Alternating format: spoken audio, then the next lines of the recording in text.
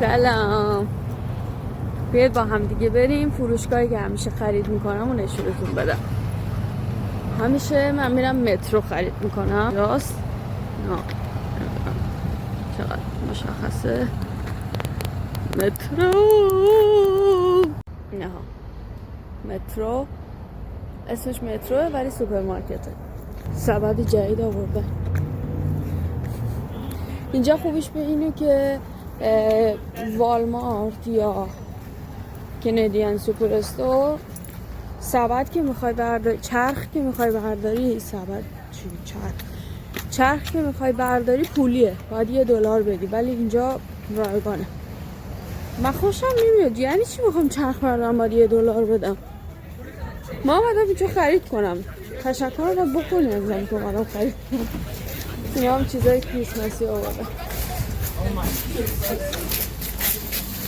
اول میریم. همیشه من اینجا میرم چرخ برمیدارم، ولی امروز چون خرید زیادی ندارم این کارو نمی‌کنم. این قسمت مورد علاقه من میوه و سبزیجات. این ورم یه دونه یخچاله، میوه های خرد شده و سالاد و اینا داره. اون ورم اینجا کاهو خرد شده و سس و اینا داره.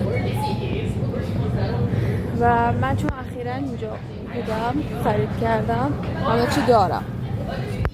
پس به دو سه چیز نیاز داشتم. مهمترین چیزی که نیاز داشتم پیاز بود برای غذا پختن، خاطر اون اصلا اومدم.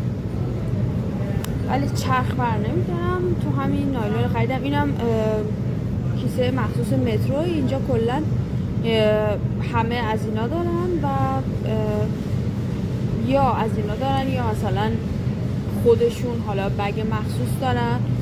عموما بگ پلاستیکی مثل ما ندارن، یا بگ کاغذی برای محیط زیست، بگ پارچه‌ای دارن و این خیلی چیز خوبیه که همیشه اصلا این یه چیز عادیه. همیشه شما بگ پارچه‌ای تو اینجوری همراه تو کیفت داری و موقع خرید از اون استفاده می‌کنی.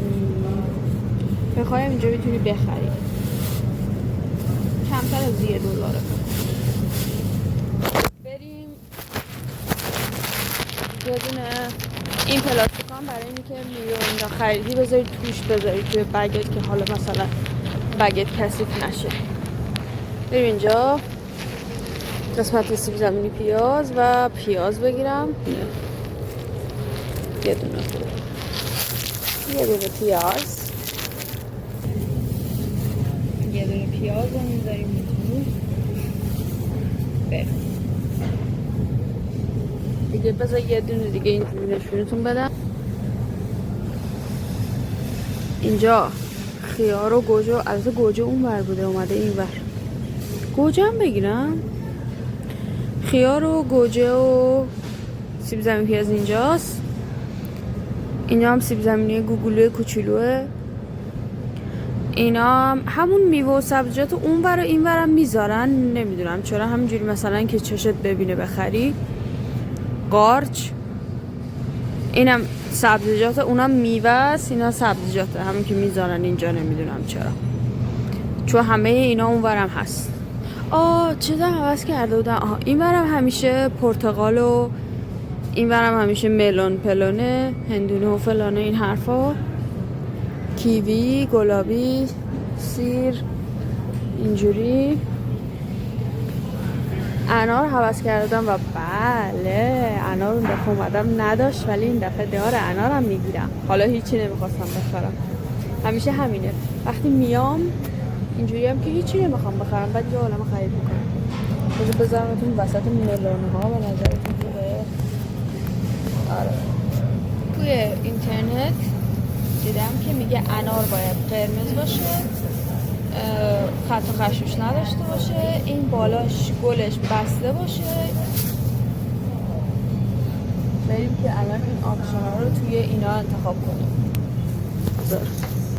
الان فکر کنم این خوب قرمزه ولی خط و خش داره روش. نه اصلا قرمز نبود. البته که اینجا میوه‌هاشون کلا اصلاح شده است، مثلا این به نظر بد نمیاد این ورش، ولی از این خط خشو داره.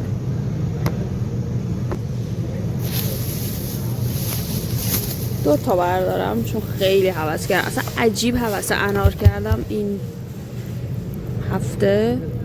این هم خیلی خوشگلی به نظر میرسه.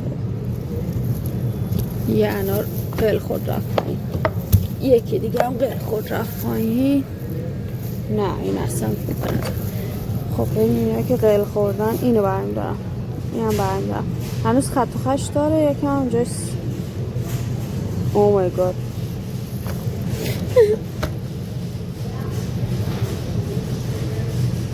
این هم برمی دارم که این قسمت که بهتون گفتم میوه و سبزیجات خرد شده داره، اون ور کاهو اینا خرد شده داره، این ور سس سالاد و این خیلی بامزه است، لبای پخته شده است اینجوری. اینا هم دیپه، اینا یه حالت سس توری باید بدیم بهشون دیگه. آره این زنجبیل و زردچوبه عطینه هم سیره این هموس هم اینجا دیدم داریم، اینجور چیزا اینجاست. و اینکه کاکتوس، آها گوجه اینجا.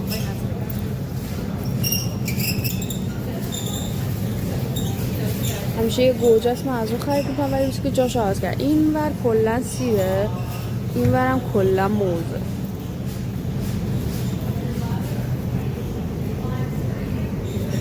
از اینا هم داره برای اندازه گیری خریده. اینجا هم که کلا سبزیجات دلم میخواد بگیرم ولی خونه دارم ولش کنم. اونجا هم که توت فرنگی و بیشتر بری مری و اینا اونوره.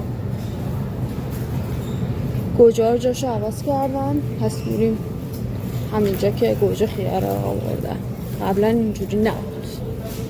این خیار بزرگا اصلا خوشمزه نیستن، اینا خیارای ما خوشمزه. فقط بعدیش به اینه که تعداد زیادی توی بسته است و من انقدر تعداد زیاد نمیخورم.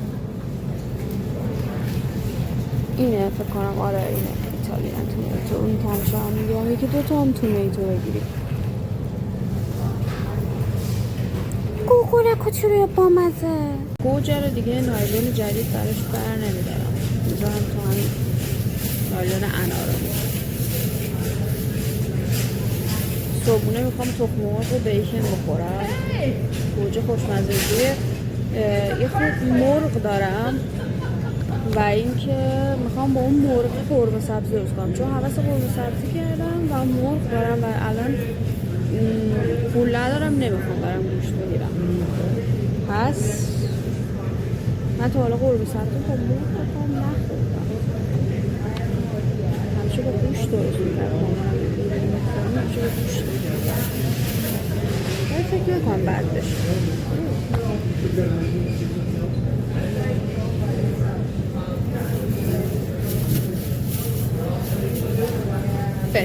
اینا اسماشون رو باید بخونم بدونیم، برای اینکه موقع خرید، موقع سلف چک اوت، چون من همیشه از سلف چک اوت استفاده میکنم، نمیرم اونجا که خود فروشنده داره، به خاطر همین اسما یا کداشون به درد میخوره. یه چیز دیگه هم که خیلی برام اینجا جالب بود، البته الان دیگه هالووین و اینا تموم شده، ولی اول پاییز خیلی انواع اقسام کادو اینجوری مثل اینا عالمه دیگه کادو، از کادوهای خیلی بزرگ، یعنی مثلا یه دونه‌شو مثلا می‌دیدیم برمی داشتن می‌ذاشتن تو یه دونه از این سبد خریدار، یه دونه سبد و یه دونه‌ش میگیره. تا کادوهای انقدی خیلی گول بودن. حالا عکسشو دارم میذارم تو ویدیو. خب این قسمت نونه. بعد از قسمت سبزیجات میایم نون. همیشه ترتیب خرید من دقیقاً اینه. الان همه جا کریسمسی شده، اینا دارن وسایل کریسمسی میچینن. این خونه زنجبیلیه که میخوام یه دونم خودم با کارتون درست کنم که پیج رسیدم با هم درست کنم. و این پای سیبا خیلی خوشمزن، اینا پای سیبه و خیلی خوشمزن، بعضیشون خیلی خوشمزن. کلا این قفسه اینا قیافه‌هاشون هم معلومه که خوشمزن.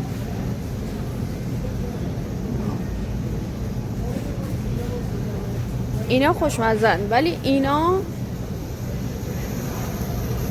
خیلی خوشمزه نیستن. یه خورده مثلا حالت کیک توری و اینا مثلا خوشمزه نیستن.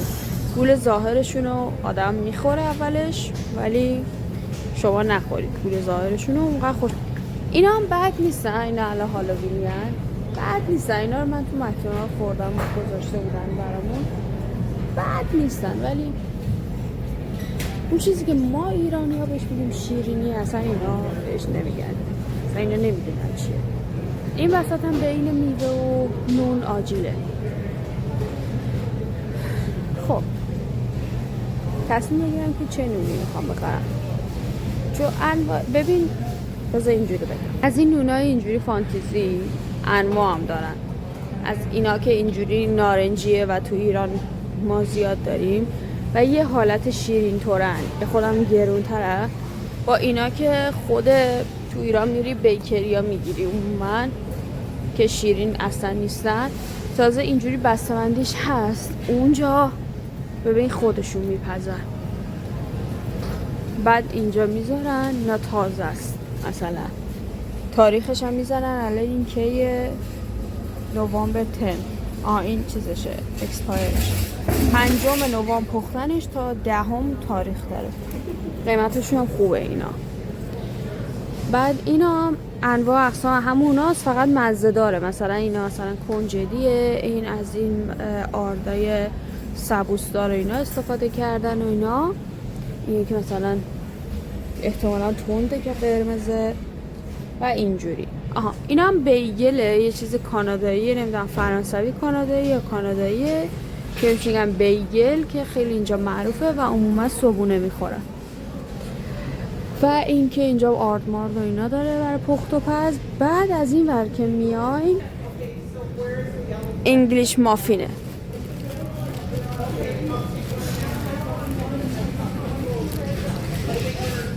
حالا اگه یه جاش نوشته باشه انشالله. نه اینا به یه دارم اشتباه بهتون میگم.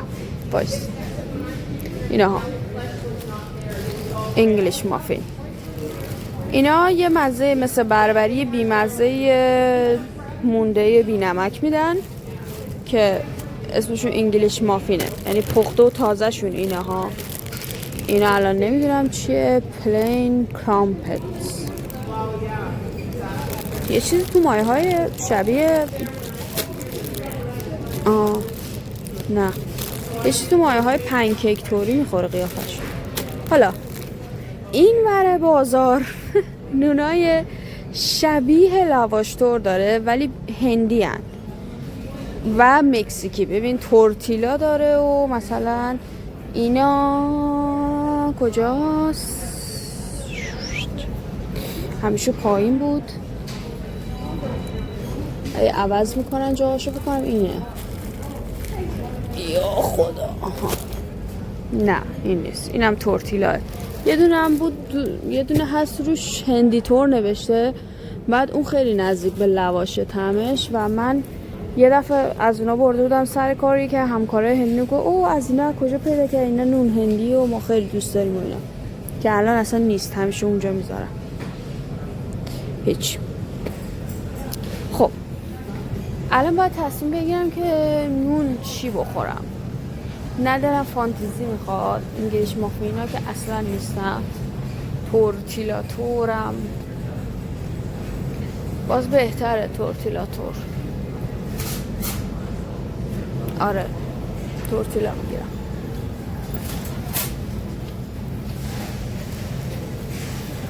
از اینجا اومدم دور برگردم اینجا.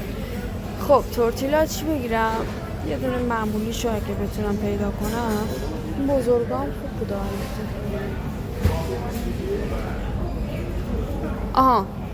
اینجا مواقع من همیشه چیکار میکنم؟ به قیمت نگاه میکنم. شما نگاه کن اینجا مثلا 5 خورده‌ای، 4 خورده‌ای، 3 خورده‌ای. این خوبه. ببین مثل این چیزا هستن 2 خورده‌ای که خالیه، اونی که من میخرم ارزون‌تر. آره مثل اینایی که چیه میرن اسمش یادم نمیاد، میره یه اثر هنری رو میخرن بعد عدد میبرن بالا میگه 2000 تا، میگه اینجا برعکسه، نگاه میکنه هر کدوم کمتره اونو برمی. الان این کمتر از همه بود.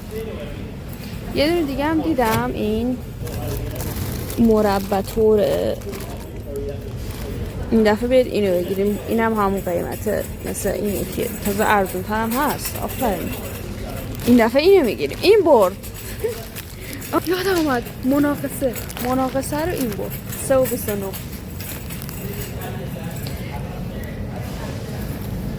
یه سری ها فکر میکنن دیوونن، یه سری ها فکر میکنن مثلا دارم با اونا صحبت میکنم. بذار نونو بذارم توی سبدم، توی کیسم. خوب بود سبد برمی داشتم، یواش یواش داره زیاد میشه. هیچی نمیخوام بخرم، سبد بر نمیدارم، یه عالمه خریدم. البته همون شد دیگه، برم یه بیکن هم بردارم حله. بریم قسمت عجیب. ببین این قسمتی که الان وقتی شما رژیمی به هیچ وجه نباید بیای سمتش. قسمت زیبایی. اینجوری. ولی یه چیزی بهتون بگم، اصلا به قیافشون نگاه نکنید. یعنی یه تار موی شیرینی های ما نمیشن اصلا. یعنی ببینید اگه میخواید مهاجرت کنید شاید بدونید شاید ندونید، ولی میگم که قطعا بدونید، مطمئن باشید که دیگه اینجا شیرینی مثل شیرینی ایران نمیخورید و تنها راهش اینه که زنگ بزنید. از حالا اگه شهر کوچیک برید یا شهر بزرگ زندگی میکنید برید فروشگاهی که شیرینی ایرانی میارن و از اونا مثلا شیرینی های خشکی که مثلا کاک و نخودچی و اینا که از ایران وارد میکنن اینجا بخرید. باز برید مغازه هایی که فروشگاه هایی که ایرانی ها شیرینی پختن با همین وسایل ایران هم باز بهتره. طعم اونی که تو ایران نمیشه ولی باز از اینجایی بهتره. یعنی از بغل اون شیرینی یک ایرانی رد بشه 3 لول میاد بالاتر اون شیرینی در این حال. مثلا مواد یکی، اصلا شیرینی پزم یه ایرانی از اینجا رد بشه خوشمزه. خب چه بعد از نون و شیرینی اینجا میایم اینور. قبل از اینکه بریم اونور نشونتون بدم، اینجا سوسیس کالباسه و اونجا هم همینطور پنیر و زیتون و سوسیس کالباس و اینطورا هست که سوسیسشون طعمای خیلی متفاوتی داره. یعنی اصلا طعمای عجیب غریب، مثل این که کلا سوسیس مخصوص کاناداست، جیگره، لیور، سوسیس لیوره و کاملا طعم جیگر میده. بعد منی که جیگر خورم اصلا اینو دوستش نداشتم، چون جیگر تازه روی آتیش خیلی خوشمزه‌تر از اینه. این اصلا یه چیز بین سوسیس و جیگره که اصلا نه از نظر من. تا اینکه یه سری دیگه هم دارن، حالا الان اینجا شلوغه میخوام یه دقیقه ویدیو بگیرم. اینا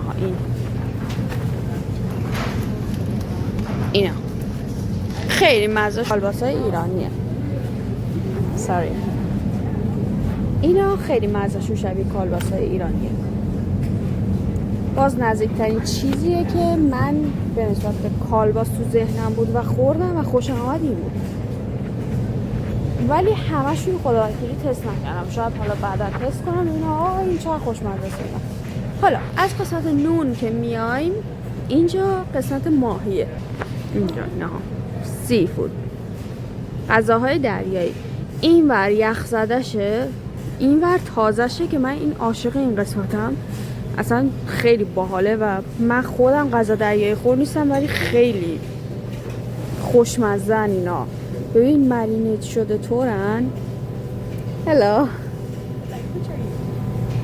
آره موضوع اینه که خیلی خوشمزه. یکی از چیزایی که خیلی خوشمزه‌ان اینه، این سالمون مرینیت شده است، توش نارنگی داره. اینا هم بقیه سالمونای مرینیت شده است که حقیقتا نمیدونم دقیقا توشون چی داره.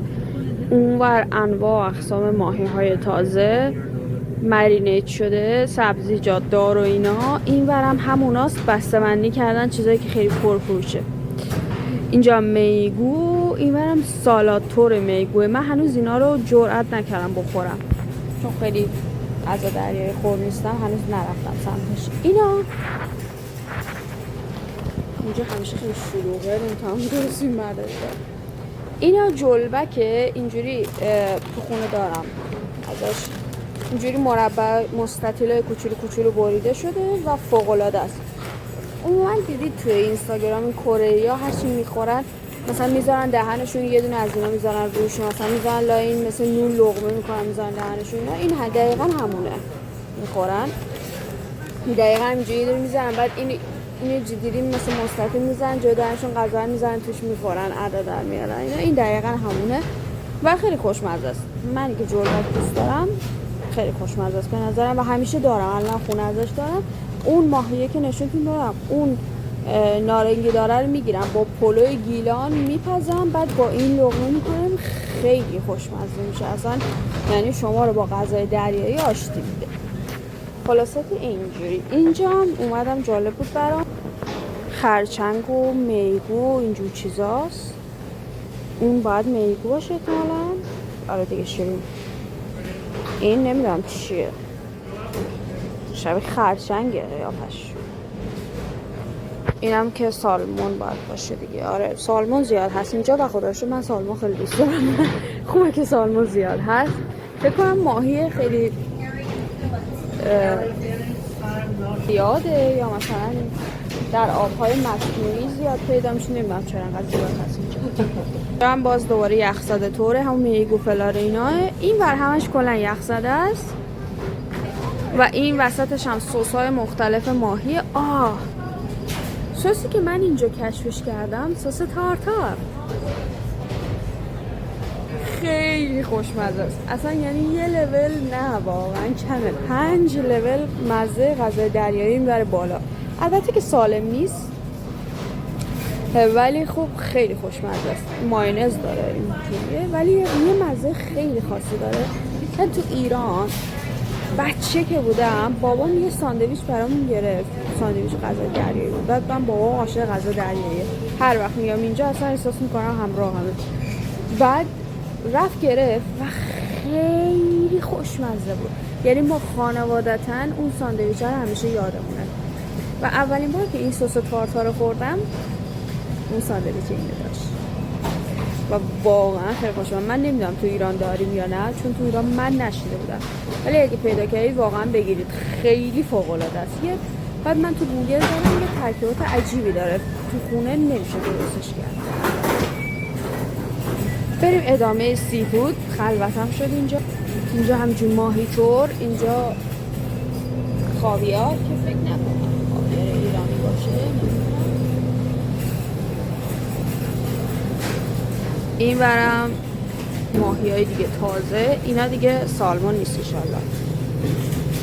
آره صدف، ماهی های تازه، اونا نمیدونم چیه، شبیه پاچه است.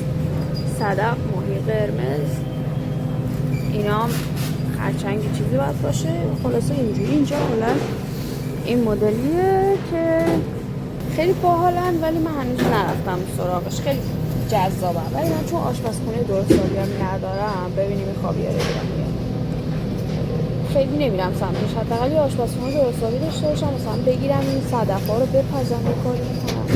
جا آشپزخونه هم انقدر داغونه نمیخواد برم توی آشپزخونه یه برنج معمولی بذارم.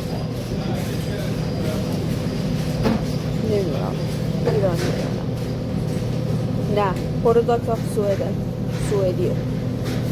میگم $5.99 فکر نکنم ایرانی باشه. من خاویار ایرانی خوردم، بابام گرفته خوردم چون بابام خیلی علاقه غذا دریایی همه مدلش رو میگرفت، ما هم باش میخوریم و اینکه خوشمزه است، بدمزه نیست. این خاویار اصل، یعنی ما رفتیم اصل خود کسی که دقیقا بغل دریای خزر درست میکنه و اینا گرفتیم و خیلی خوشمزه بود تازه‌ش. ولی من اشپیل بیشتر خاویار دوست دارم با اینکه خیلی ارزون تره، ولی در کل من خاویار دوست دارم، خوشمزه است. ولی سوئدنشو نخوردم ببینم چه مزه‌ایه. اینجا کره ژاپنی چینی طوره، سس سویا، واسابی، از این که من خیلی دوستش دارم ترشی جینجر بغل سوشی، برنج فکر کنم مخصوص سوشی، سرکه سوشی، یعنی قشنگ با این طبقه شما میتونید سوشی درست کنید. یه چیزی هم بود من نمیتونم پیداش کنم، هی ببینمش، یه تیکه چوب بود مثل تخته‌ای که روش غذا خورد میکنید ولی تخته نبود، اونو میذاشتیم برای اونو روش نوشته، یعنی مطالعه کردم اونو میذارن باهاش ماهی بخور میکنن، ماهی بوی چوب میگیره و خوشمزه میشه، خیلی باحال بود، اینم جدید بود من دیدم. دیگه هیچ دیگه اینجا از لیمو وسایل سوشی و ماهی تازه داره که برای ماهی. بعد از اینجا با گوشت و مرغ میشه.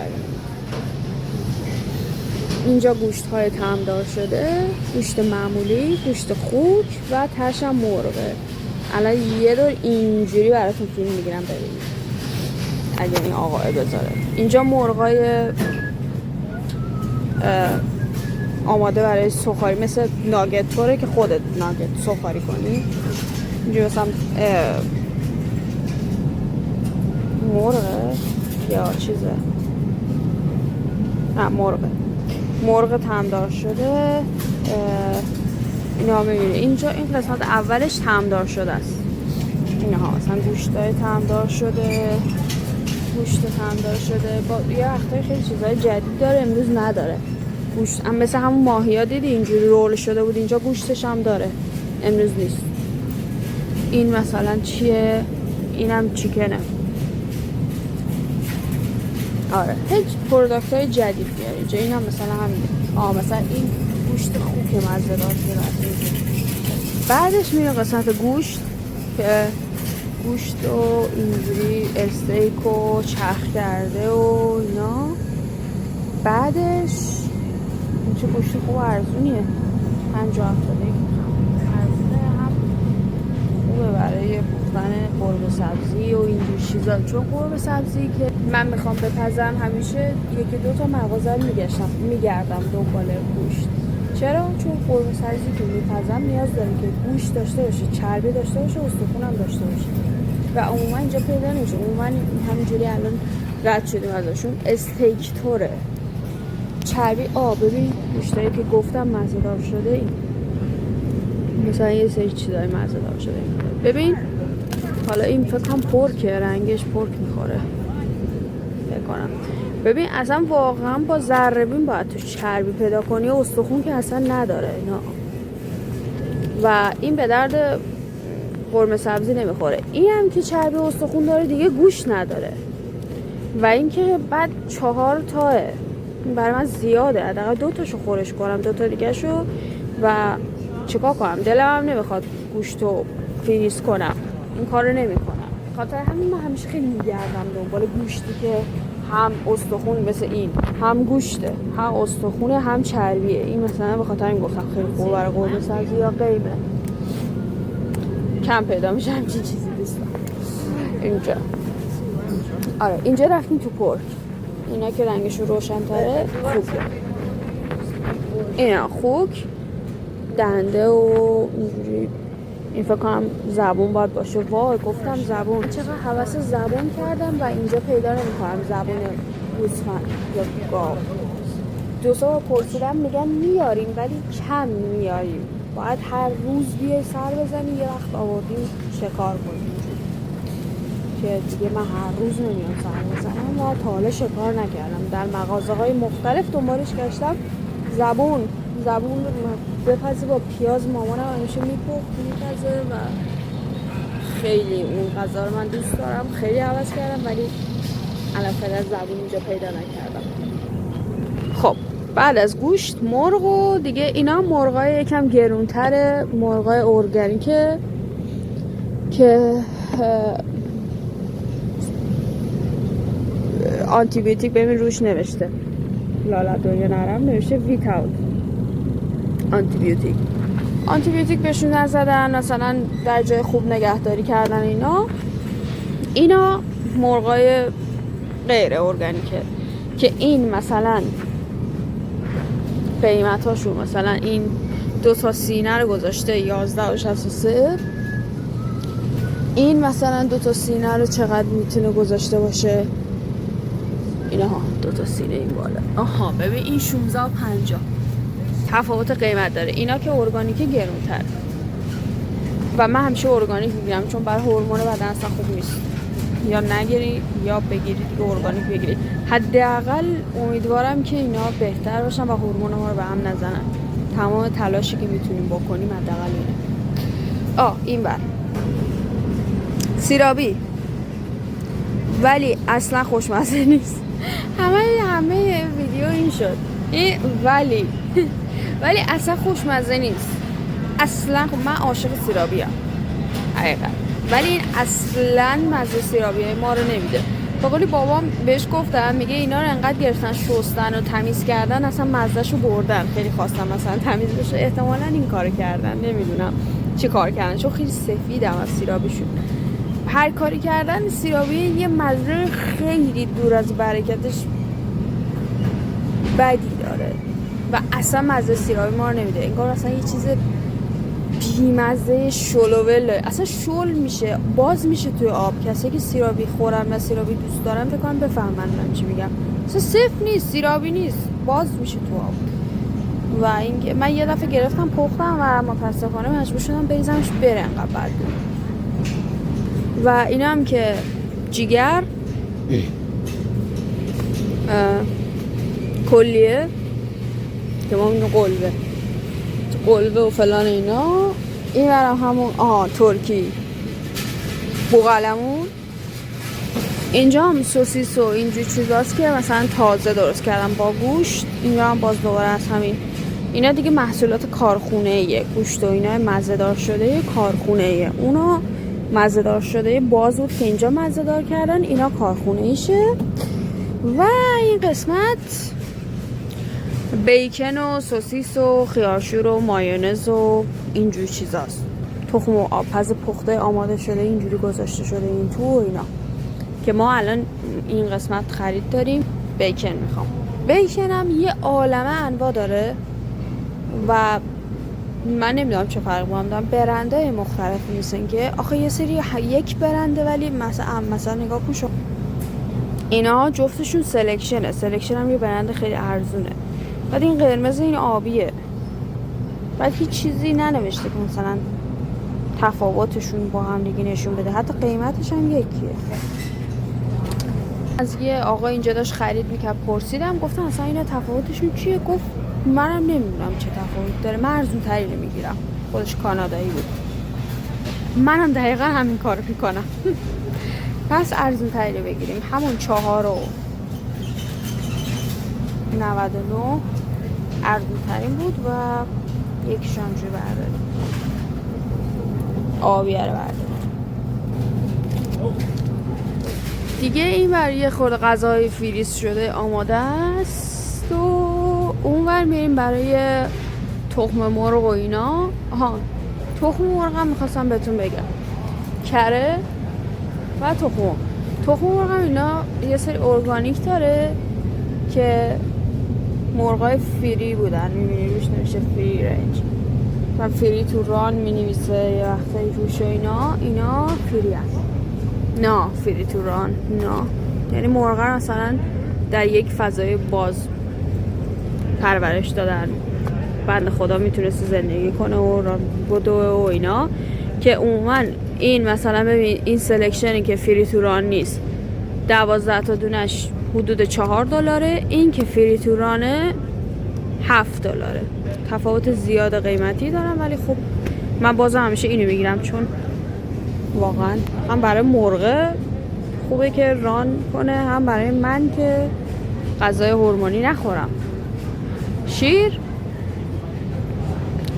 و ماست که انواع اقسام ماست، نوشیدنی و طعمدار و برندهای مختلف که خیلی سخت پلین پیدا میشه بذارم ببینم میتونم مثلا نگاه کنم ماست قهوه، ماست نمیدونم عسل، ماست شکلات وانیل، ماست انار و بلک چری و رزبری. نه اون بلک چریه، این گیلاس و رزبری چی میگفتیم ما؟ رزبری میگفتیم، حالا انار و رزبری اینجوری. وانیل آره پلین نیست، میبینی این الان انگوری توت فرنگی. این فکر کنم باز پلین باشه گیری که یونانی ماست، یونانی دوست ندارم، پلین معمولی الان بتونیم پیدا کنیم اینجا.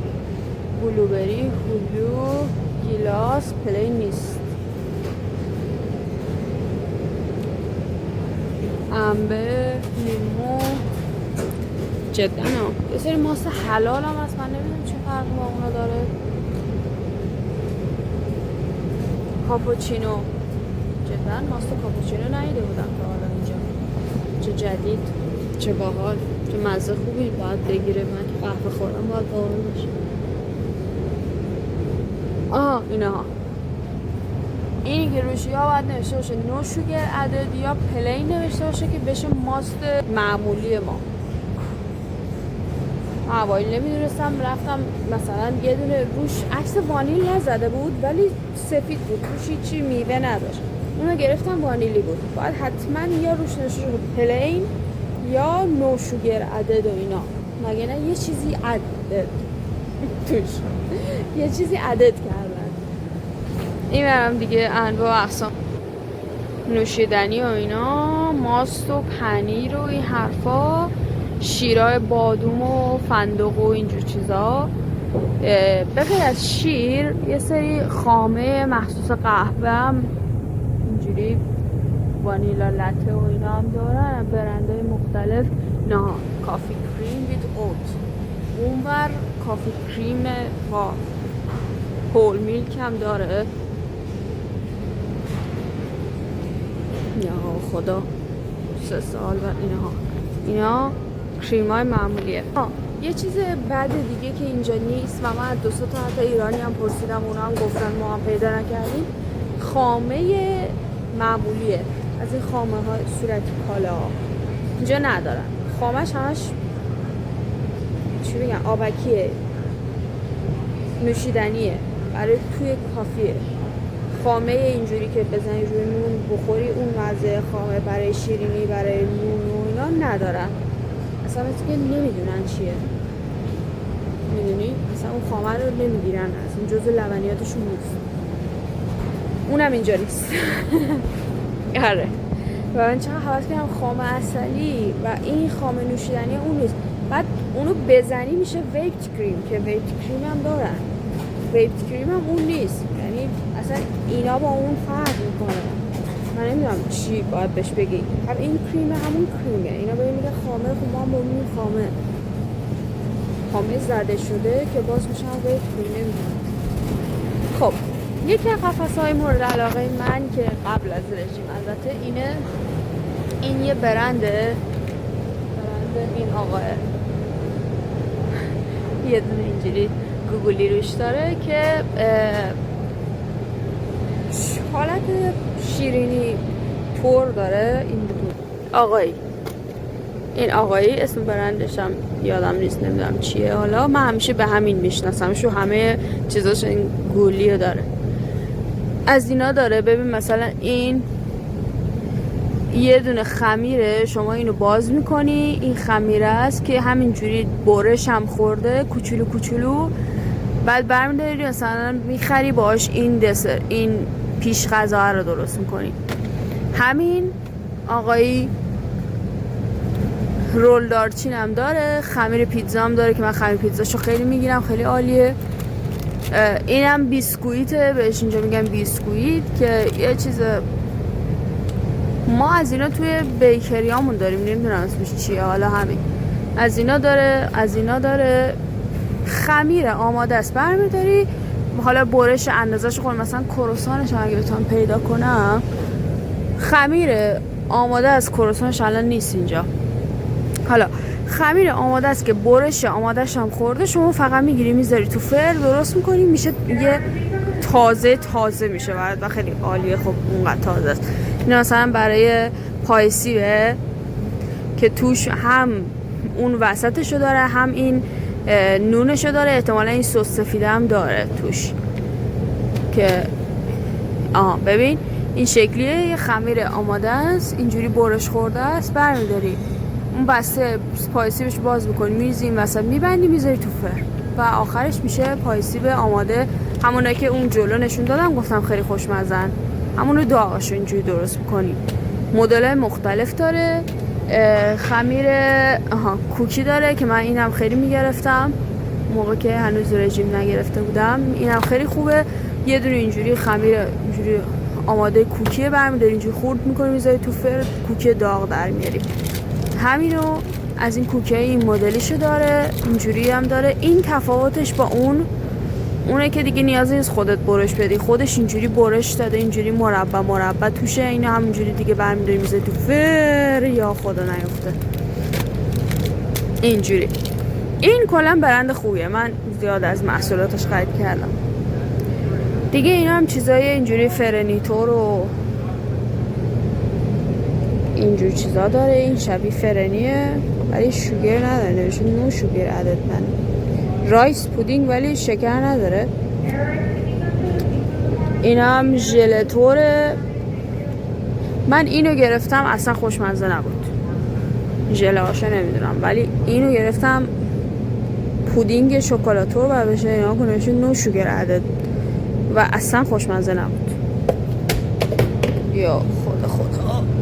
اینا هم دیگه تو مایه های کریم چیزه و کریم چیز هم من گرفتم اصلا خوشمزه نبود دیگه. این فضا وارد پنیر میشه که پنیرهای خیلی خاصی داره.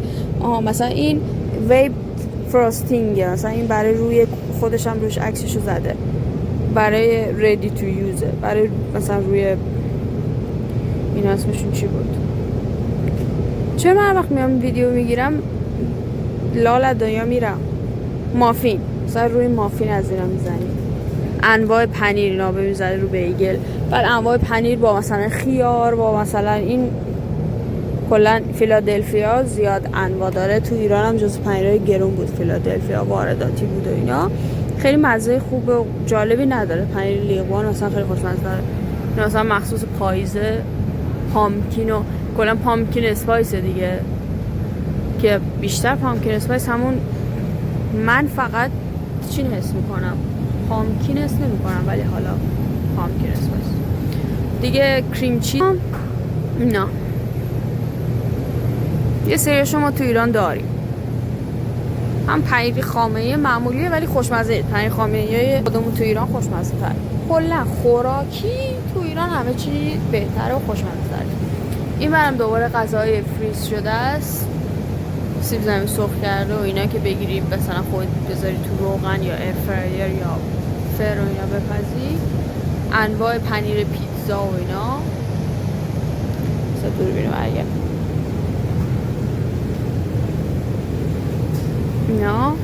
اینا هم اینجوریه که یه شرکتی یه محصول جدید که میده اینجوری معرفیش میکنه، یه کوپن تخفیف هم روش میذاره اینجوری و شما میتونید خرید کنی. اینها سیف مثلا 50 سنت تخفیف روش بگیری. اگه دوست داری مثلا شرکت مورد علاقت میخوای مثلا اونم تست کنی، مثلا چیز خوب میشه. چدار انواع من اینو خیلی دوست دارم. گاو خندان اینجا خیلی هم انواع داره، همونجوری که میبینید اینجا دیگه خیلی انواع داره. اینم پنیر خیلی پنیر معروفیه اینجا، خیلی دوست دارم و عموما برای بچه ها میخرن. من هنوز نگرفتم تستش کنم، حقیقت گرونه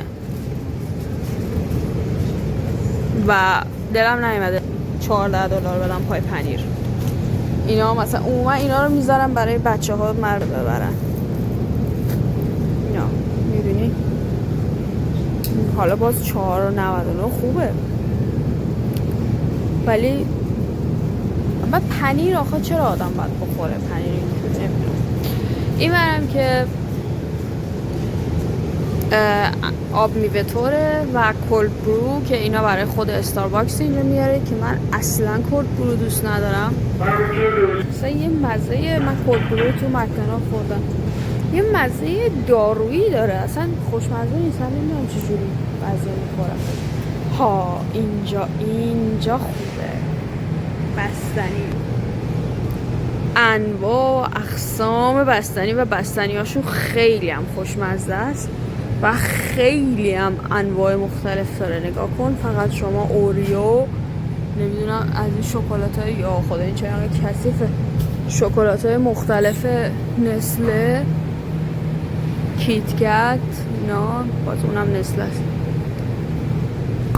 نمیدونم اینا مثلا بستنی ماستی که یه مدت تو ایران فکر کنم کاله زد، نمیدونم چرا دیگه نزد، من خیلی دوست داشتم. بستنی یخی، نمیدونم بستنی اینجوری این مدلی نونی. بعد این نونی هاشون خوبیش به اینه که مخصوصا اگه بتونم اون یکی برنده رو پیدا کنم، ته نونش هم یه شکلات داره، یعنی اون تهش که دیگه شما به نون میرسی یه سورپرایز خیلی خوب باحال تاش داره. اینجوری بیسکویتی خداوکیلی تو بستنی خیلی خوبن، تو بستنی عالیه. من هنوز نتونستم همه اینا رو تست کنم. شبیه نوخامه اینطوره، اینا شبیه ماکارونه، خیلی خوبه. اینا هم تست نکردم شبیه نوخامه.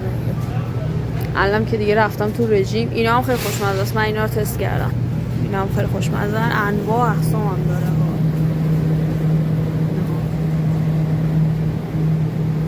و همشون خیلی خوشمزه. و خوبیش به اینه که تازه تخفیف هم میزنه. من اول تابستون اینا رو زده و دونه $2 و خیلی دوتاشو میخریده $2 میداد و خیلی قیمت خوبی هم زده بود. اینا مثلا نگاه کن خیلی خداوکیلی تنوع باحالی دارن توی بستنی. مگنوم داری، مگنوم ها اینا خوشمزه تره، من مگنوم گرفتم. اینا یه خورده نمیدونم بستنی یه حالت طبیعی تر طور داره. این وبه اصلا بستنی، آها اینا بود که گفتم که تش یه دونه سورپرایز داره. اصلا بستنیشون تموم هم نمیشه، انقدر انواع داره. این آقا هم همیشه داره اینجا بستنی میچینه، همیشه که من بیام اینجا داره بستنی. نه هوایی، آخه اینم باید خوشمزه باشه. اسموتی پاپ اصلا بستنی هم نیست، از یه حالت مثل نوشمکتور داره، با اینم خیلی باید خوشمزه باشه. وقتی رژیم میگیری نباید یه اینجا استاپ کنی. موچی اینم من گرفتم، موچی بستنی بد نیست همش. آره نه ها ببین این چیه؟ چرا من نمیفهمم این چیه؟ بستنی لوبیا قرمزه، چقدرم توی اینستا دیدمش. بستنی زنجبیل. و حالا میبینی انقدر واداره این یکی نمیدونم چیه، کوکونات فکر کنم نارگیلیه، ولی این نارگیل خاصاست. این کلا یه برند حالت مکزیکی طور انگار. حالا انقدر انواع داره، عموما موزی و طالبی نیست. من اصلا طالبی تا حالا ندیدم، موزی یه دفعه دیدم ولی خیلی کم پیدا میشه و اصلا طالبی نیست. من یه دفعه از اون آقای پرسیدم اصلا ما طالبی اینجا هم چی، اصلا فکر میکرد من چی دارم میگم، اصلا طالبی ندارم. و من تو ایران اصلا طالبی دوست نداشتم، بعد یه روز اینجا تو تابستون دارم بستنی طالبی خواست و اینجا نبود. بریم ادامهش. از این همه بستنی حالا طالبی خواست که اینجا نبود. حالا موکا نمیدونم خدمت شما آرزم که به به نعنا شکلات که بستنی بردن آقا من گردو نمیدونم دیگه همینجوری دیگه. باز برندهای مختلف، اینا ژلاتوه مثلا، برندهای مختلف، سایزهای مختلف اینجوری تا اون ته و این برم حتی. و اینا هم خداوکیلی بستنیش هم خیلی خوشمزه است. بعد تو تابستون هم تخفیف زده بود، عالی بود که ما امروز به رژیم افتادیم.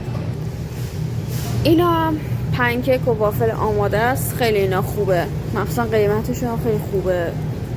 $4 $5 $5. بعد مثلا توش 8 تا وافل آماده داره.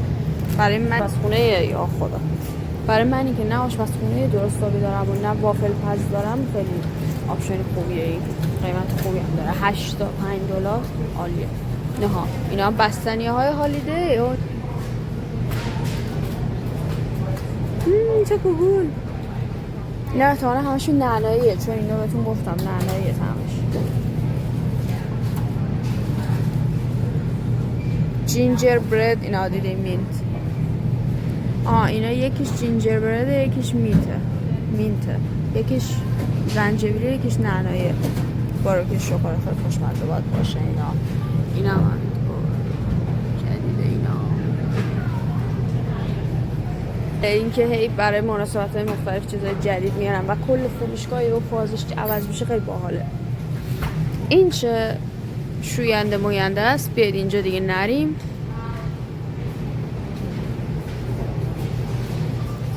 اینجا میری پرداخت میکنی. اینجا وسایل سگ و گربه فروشی و این ورم دستمال کاغذی. این بادکنک ها برای تولد موی کارت آخرش بهتون نشون میدم که چیه و چی جوری و اینا. اینجا ادویه فروشی و آرد و کلا چیزای مخصوص بیکری داره، از مثلا این مایه خمیر تا آرد و بیکینگ پودر رو از این چی داره. این قفسه کلا اینه که من اینجا هم این پودر گرفتم، خوشمزه است، خوبه و همیشه هم اومد تخفیف خوبی روش میخوره. آره توی انواع اقسام پودر کیک، انواع اقسام ژله. این ژله مثل مال ما نیست، یه خود آبکی تره. یه حالتی که توی این فیلم های تینیجری دیدی از اینا درست میکنن توش الکل میریزن، این همونه. ژله ما نیست، نه فرق کنه با ژله ما. ژله ما هم دارن این با اون فرق. این حالا انواع اقسام شکر و فلان. کنسرو ولی کنسروهاشون خوشمزه نیست. حداقل من یکی دو تا برند گرفتم خوشمزه نبوده. خدا وکیلی نمیتونم بگم همش رو گرفتم خوشمزه نبوده، ولی یکی دو تا برند گرفتم اصلا خوشمزه نبود. کنسرو لوبیا، من ایران کنسرو لوبیا خیلی دوست داشتم، ولی اینجا یکی دو بار گرفتم خوشمزه نبوده، دیگه دلم نخواست بگیرم. خب بریم دیگه. چی؟ اینجا این روغن و اینجور چیزا اینا این همون جلی است که بهتون گفتن آماده شه، که خیلی جالبه. یه دفعه اینو بگیر ما هم تست کنیم. ژله فلفل سبز و فلفل قرمز و فلفل تند و اینا ژله های مختلف. جالاپینو نه خیلی باحاله. اینا یه دفعه بگیم تست کنیم. نمیدونم چرا ژله فلفل سبز چه مزه‌ایه. خلاصه که اینجوری. اینجا هم بخش مکزیکی توره کلا. مثلا خیلی بخش غذای ملل عموما زیاد داره، مثلا والمارت که اصلا بخش بزرگ غذای ملل داره که عموما چینی، ژاپنی، کره‌ایه. غذای ما رو ندارن متاسفانه. نمیدونم چرا صادراتمون خیلی ضعیفه. آره اینجا هم غذای ملل اینه، از غذای هندی و کره‌ای و اینا. بذار برگردونم.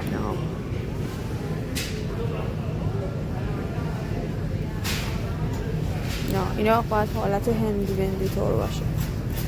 اسنک اینوی شلینی اسنک از ایناست.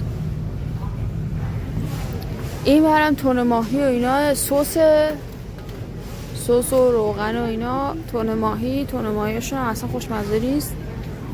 من یکی دو تاشو گرفتم اصلا خوشمزه نبود، زخم میداد.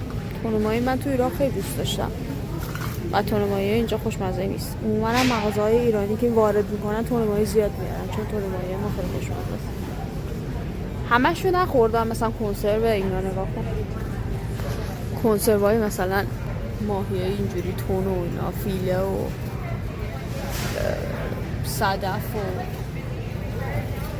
اینا دارن، خرچنگ و اینا. من همه‌شو نگرفتم تست کنم، ولی تون ماهی معمولی گرفتم خوشمزه نبود. تا اونجایی که من در جریانم.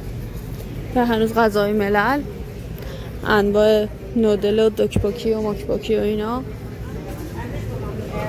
سس‌های غذای ملل، از سس سویا و تریاکی و اینا گرفته تا مثلا حالا مکزیکی و اون برا.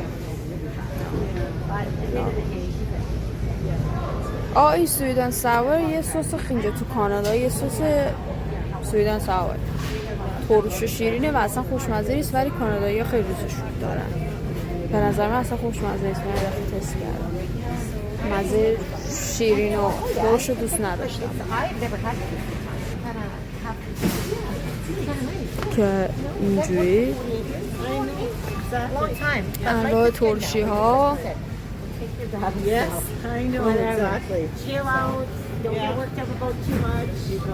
خیارشور و این حرفا تموم شد. اینم پاپکورن های سینمایی خوشمزه هم از شیرین و کاراملی طور ایناست. اینجا هم سس گوجه و اینجور چیزاست. این بیشتر ایتالیاییه. کن پاستا و سس پاستا و این حرفا داره. این ور دیگه بیاید نریم. اینجا هم قسمت جدید اضافه کردن، قبلا اون ور بود الان آوردن این ور، قسمت مشروب و شراب و این حرفا، آبجو و اینا. خوب شد آوردن این ور، اون ور خیلی به هم ریخته بود وقتی اون ور بود. اون ور که الان سفید کشیدن خشکه شد آوردن این ور. این ور هم بیسکویت و آب میوه و اینجور چیزاست. و دیگه چی؟ اینجا هم پاستیل و شکلات و اینجا قفسه مورد علاقه منه دوستان. حالا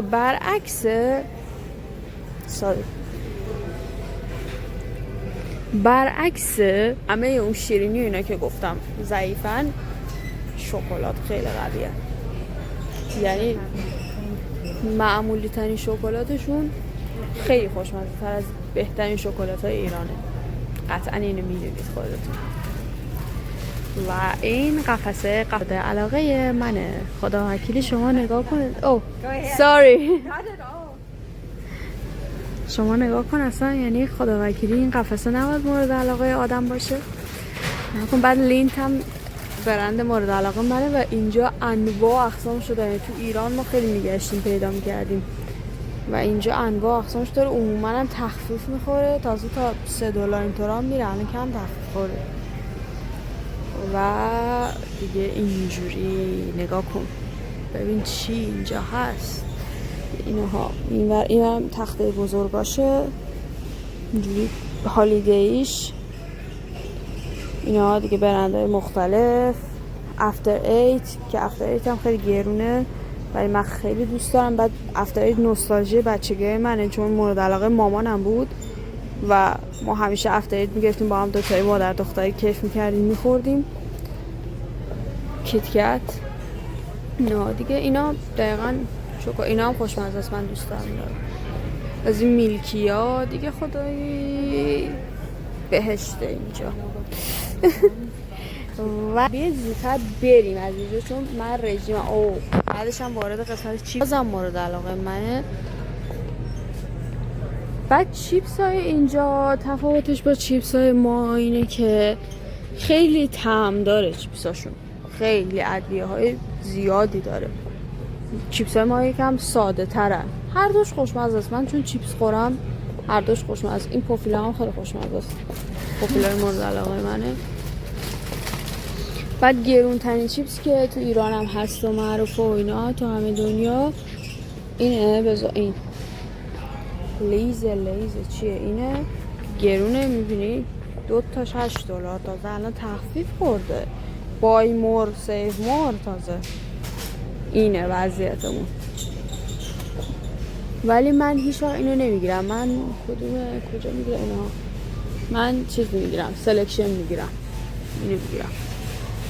خوشمزه است. من مزه چیپس خودمون میگیرم. خیلی خوشمزه است. چیپساشون خوشمزه است. اینا هم دیپه که عموما ما تو ایران نداریم و من همش تو این فیلم‌ها میدیدم. خیلی دوست داشتم که تست کنم.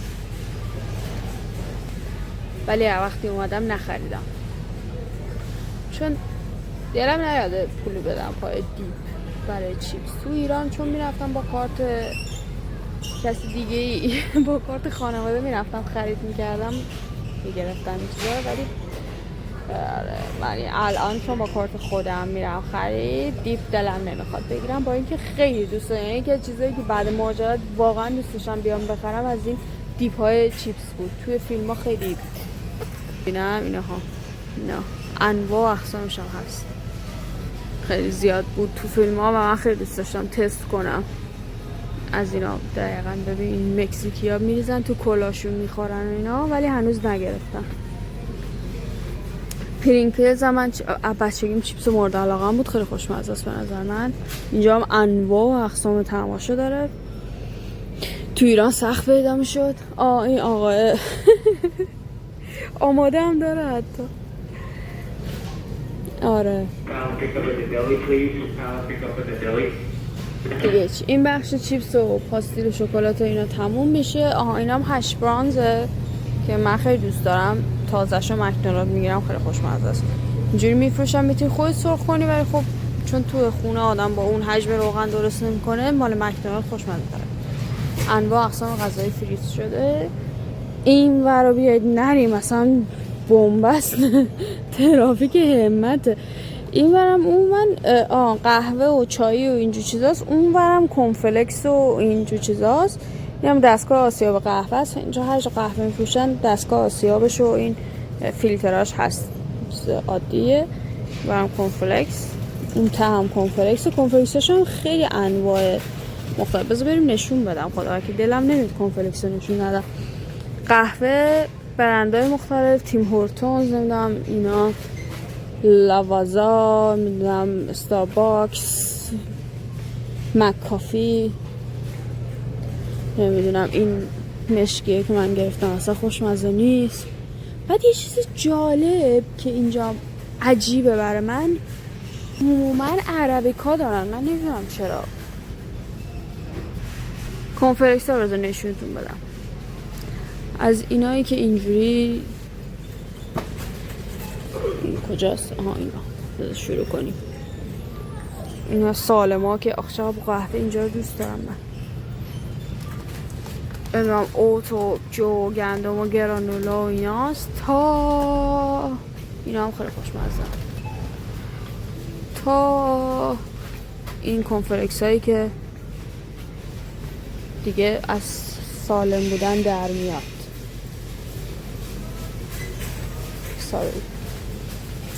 اینا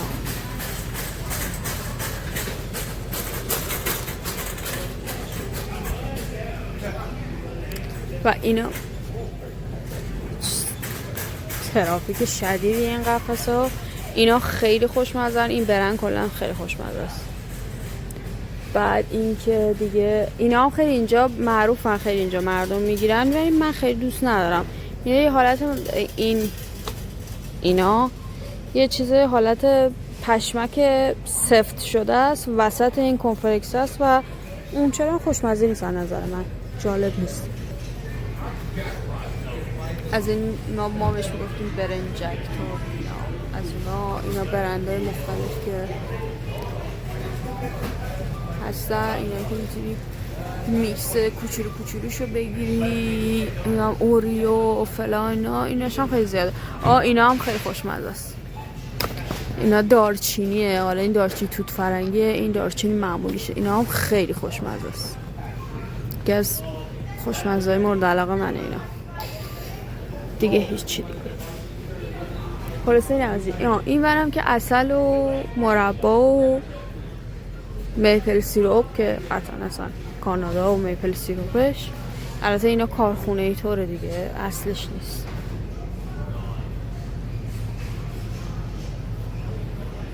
از پایینش هم پنکیکه. از نظر من بد نیست ولی من خودم چون عاشق شیره انگورم، من لورم و عاشق شیره انگورم، اصلا قابل مقایسه نیستن. خیلی مزه‌شون متفاوته، مزه اسموکی طوری داره، ولی من شیر انگور رو خیلی بیشتر دوست دارم. خلاصه اون قفسه تو جالب این چیه ندیده بودم تا حالا. یه سریال جدیده سبزه، برام که ونزدی ویدیوشو گرفته بودم، خوشمزه است. ونزدی بعد نیست. این فصلش هم خیلی زود تموم شد ونزدی به نظرم. اینجا هم داروخونه است، فارمسیه، هیچی. اینجا هم همیشه اینجا هست یه سری عروسک فروشیه، عروسک کوچولو داره، عروسک و گل و بادکنک و اینا. سلام. دو سه رفقای منن، بنده خدا فروش نمیرن، کم خوب اینجا خرید میکنن مردم میگه عروسک بخرن، باشون رفیقم. آخه اینو ببینه جدیدن برای زمستون آورده. ای خدا چقدر ناز. بریم. من هر دفعه میام مترو نیام به اینا سر بزنم، اصلا من نیستم. اینجا هم نوشابه و قطور و ایناست، ساندویچ و سوشی و میگو و اینا. سوشی هاشون اصلا خوشمزه نیست، مونده است. سوشی تازه بری بخوری خیلی بهتره. هایپرستار سوشیاش خیلی تازه است، ولی اینجا اصلا سوشیاش شد تازه نیست. هم پنیرها که بهتون گفتم، انواع اقسام نوشابه اینا دیگه چیز زدن، مخصوص هالووین و کریسمس و اینا زدن. رود بیر که اصلا خوشمزه نیست، اصلا یه مزه چرت داره، چرت‌ترین مزه دنیا رود بیر. ولی اینجا یا خیلی دوست دارن کانادا یا خودشون. غذاهای خیلی دیگه آماده و تازه. او امروز چقدر تنوع داره اینجا، قبلا اینقدر تنوع نبود، کمتر بود. گل فروشی که این قسمت هم من خیلی دوست دارم، فقط یکم گرونه حقیقت، ولی بوش فوق العاده است. بعد اینجا برای نوروز سبزای نوروز آورده بود، جالب بود برای من. اینا برای کریسمس، گلای مخصوص کریسمس و اینا، بادکنک و اینا، هالووینی، تمای مختلف میاره کلا اینجا. من گلدونم هم از اینجا گرفتم، گلدونم آره بکنم، نه از اینجا نگرفتم، از کندیان ریل استور گرفتم آره. حالا اینجا نگرفتم. وای خیلی خوشگلن، تو رو خدا نگاه کن. من اگه پول داشته باشم توی زندگی، کافی و خوبی داشته باشم، واقعا دارم میخوام هر روز گل تازه بخرم، ولی الان اونقدر درآمدی ندارم که بخوام هر روز برم گل تازه بخرم. اینجا سوپ داره، ظرفاش اینجا هم سوپ میذارن، امروز نداره. اینم قسمت مورد علاقه منه، چون من سوپ داغ تازه خوشمزه میگیرم، ولی متاسفانه امروز نیست، یه وقتایی نداره. اینجا هم دوباره برگشتیم ببینیم قسمت نوره، برگشتیم دوباره اونم قسمت سبزیجاته. خب بریم سلف چک اوت کنیم. این قسمت سلف، از این همه آدم که اینجا سکیوریتی و همه اینا وایساده بودن، هیچ کی به من نگفت چرا داری ویدیو میگیری. یهو این آقای توی قسمت غذاهای آماده گفت اجازه نداری ویدیو بگیری. به خاطر همینم کات خورد تا اینجا. ببخشید. اومدیم سلف چک اوت. این بارکد رو اینجا باید بزنیم، بعد می‌بریم اینور.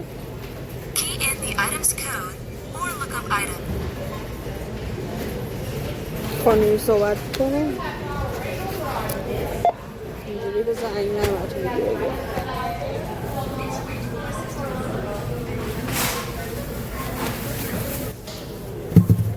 مثلا گوجمونو اینجا قسمت اندازه گیریشه میذاری، بعد میری اینجا میری تو قسمت که بارکد ندارم، بعد میذاری تومیتو، بعد ایتالیان تومیتو رو انتخاب میکنی اینها. آره همینه. بعد اندازه میگیره، بعد بهت میگه که چقدر شد، برمیداری میذاری اینجا. یا خدا. بعد انا رو میذاریم، سرچ میکنیم پومگرنت 2 تا،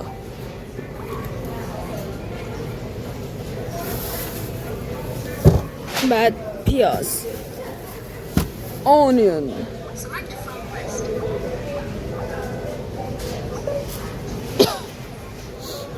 اسپانیش اونیون،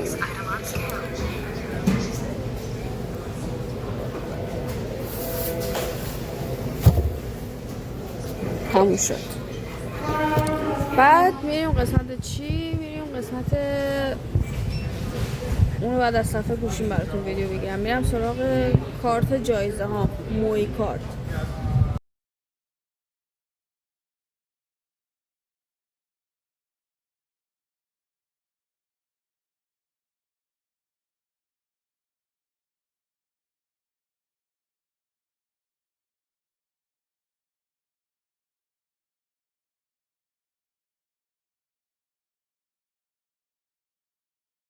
بعد میزنی پی،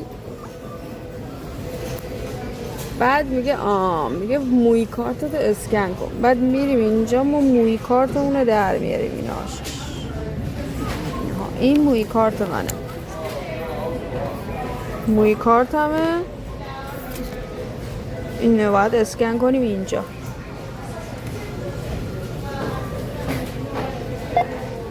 گرفتم، تمام شد و رفت. حالا امتیازات هم اضافه میشه اینجوری. هر دفعه اسکن میکنم امتیازم اضافه میشه. الان بهم میگه که $4 جایزه داریم، میخوای استفاده؟ میگم آره.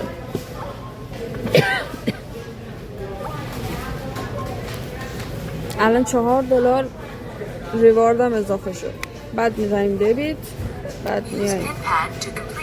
بعد میایم اینجا پرداخت میکنیم.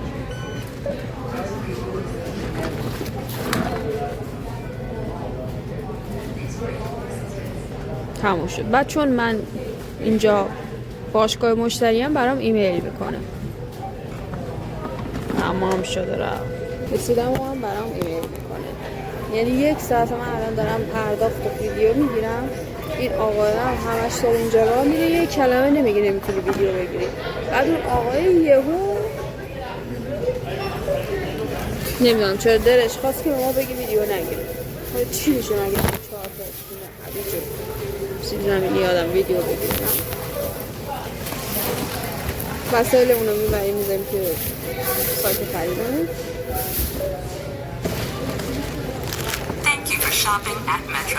بعد که اونجا خالی میشه از تشکر میکنه، خواهش میکنه برویم. تموم شد. یا خرید امروز من. اینجا بیایم خوبش به اینه که این آخرش اینجا که به در خروجی نزدیک میشی،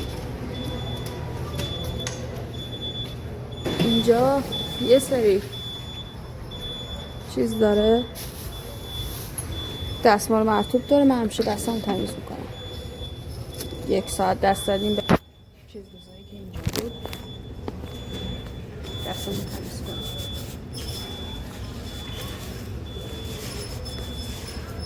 بعدش میرویم بیرون. هوا امروز خیلی سرده، همونجوری که میبینید لباس بخاری دارم پوشیدم.